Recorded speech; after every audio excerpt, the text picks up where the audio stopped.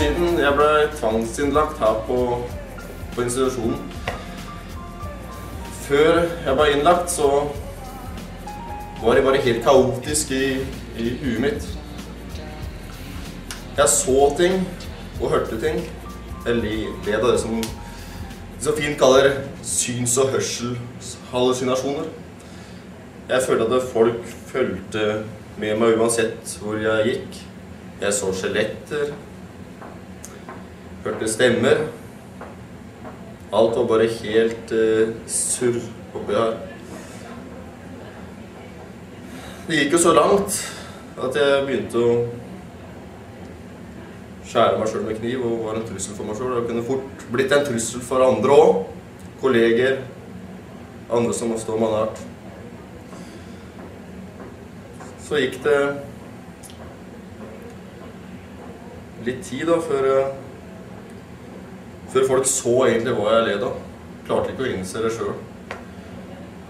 Så sjefen min ringte til institusjonen, og de folka som jobbet der kom og hentet meg. Det var ikke moro. Følte meg utmykket foran alle de andre på jobben. De stod og glante. Følte jeg meg krenket. Fikk liksom ikke bestemme over meg selv. Kom jeg på institusjonen da. Sto visst i lovverket at jeg hadde rett til å legge meg. Det var jo en trussel. Trussel for andre og kanskje den største trusselen overfor meg selv. Jeg kunne drepe meg selv. For når det først hadde gått så langt, da kunne det ha gått enda lenger. Behandling jeg fikk, medikamenter, over lang tid. Og det hjelp. Absolutt. For det var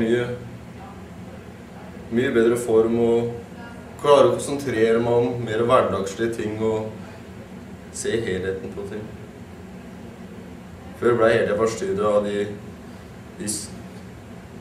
rare synene og de rare lydene. Så hvordan er det med utfordringer nå videre, Anders, nå som du begynner å bli frisk? Nei, det er ikke moro. Det er ikke det. Nå skal jeg jo prøve ut i arbeidslivet igjen til møte de gamle kollegaene mine og familien og andre som står meg nært. Men du tror det går bra? Jeg håper det. Men jeg håper samtidig at denne institusjonen kan informere de som jeg kommer til å møte om den sykdommen, schizofreni. Men du er jo mye friskere nå, som du har vært der en stund, enn når du kom inn da. Men har du hallusinasjoner, hører du stemmer og sånn fortsatt? Mye mindre. Ørlite. Men det som er så skummelt da, når jeg kommer tilbake til for eksempel jobben, det er mange av de som ikke har sett meg siden den dagen jeg ble dratt ut derfra. Tenk på det inntrykket de har av meg enda. Det er det jeg er redd for.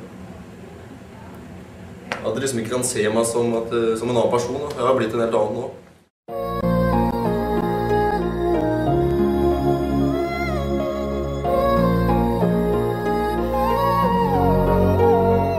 Okay, hvis du fik at vide, du havde en dag tilbage at leve i, hvad vil du så gøre? Hvad jeg vil gøre? Jeg tror, jeg vil hæve lidt penge på min firmakonto, løb ned og shoppe den bil, jeg altid har tænkt på. Vink, når jeg så min nabo. Hallo, jo, bilen er ny og 24 tommer alu. Jeg vil have den pige, jeg elsker ved min side. Køre ud mod vandet og ikke til noget forgivet. Jeg vil ringe til gamle venner og kærester, fortælle dem, at de har gjort mig til den jeg er. Kig mig i bagspejlet og sige, hey, det er godt nok. Sæde tilbage, vinduet ned og volumen op. Jeg vil give en fuck, hvorfor jeg var her. Bare smil og nyde af det var jeg. Jeg ville samle mine venner og familie op og køre videre ud mod vandet i en samlet flok. Så vil jeg tænke på, om jeg har givet nok igen til dem, der har givet mig så meget af dem. Jeg ville parkere bilen midt ud på vejen, og der skulle være musik.